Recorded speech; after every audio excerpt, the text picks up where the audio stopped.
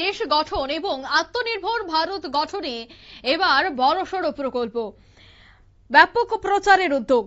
স্বদেশী জাগরণ মঞ্চ উদয়পুর মহকুমা কমিটির উদ্যোগে 27 এবং 28 জুন পিআরটিআই হলে বিচারবর্গ অনুষ্ঠানের আয়োজন করা হচ্ছে।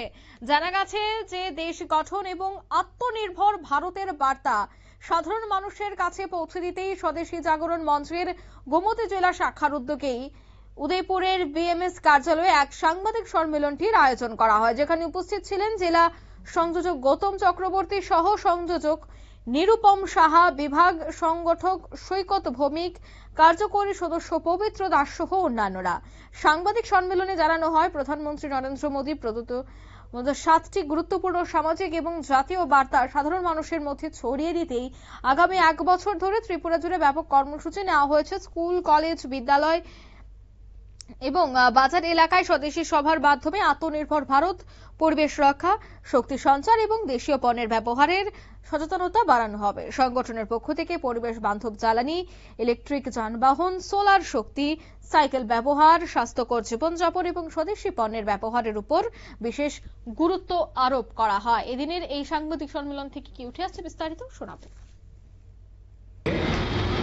সম্মানিত সাংবাদিক বন্ধুগণ, উপস্থিত সমাজের বিশিষ্ট ব্যক্তিবর্গ এবং ত্রিপুরাবাসী, আপনারা সবাই জানেন আমরা এখানে স্বদেশী জাগরণ মঞ্চের নিয়োগ জেলার উদ্যোগে আমরা এখানে প্রেস মিটে সমবেত হয়েছি। আপনাদের সকলকে জানাই আজকের এই প্রেস মিটের শুভেচ্ছা অভিনন্দন। আজ আমরা অ্যাকচুয়ালি এমন একটা সময় দাঁড়িয়ে আছি যখন শুধুমাত্র সরকারের উপর নির্ভর করলেই হবে, দেশ গঠনের দায়িত্ব আমাদের প্রত্যেকটা নাগরিকের নিতে হবে। মাননীয় প্রধানমন্ত্রী আমাদের যে 7টি বিষয়ে গুরুত্বপূর্ণ বিষয়ে সচেতন করেছেন, সেই বিষয়গুলো সাধারণ মানুষের মধ্যে পৌঁছে দেওয়ার আজকে আমাদের এই প্রেস কনফারেন্সের মূল উদ্দেশ্য। আগামী 1 বছর ধরে সমগ্র ভারতবর্ষের সাথে তাল মিলিয়ে ত্রিপুরার প্রতিটি জেলা, প্রতিটি মহকুমা, প্রত্যেকটা স্কুল, কলেজ এবং বিশ্ববিদ্যালয় এবং বিভিন্ন বাজার এলাকাগুলিতে স্বদেশী সভা সংগঠিত করাই আমাদের আগামী দিনের লক্ষ্য। এর মাধ্যমে আমরা ভারতবর্ষকে আত্মনির্ভর ভারত, পরিবেশ রক্ষা, শক্তি সঞ্চয় এবং দেশীয় পণ্য ব্যবহার নিয়ে জনসচেতনতা বৃদ্ধি করার লক্ষ্যে আমরা এগিয়ে যাব।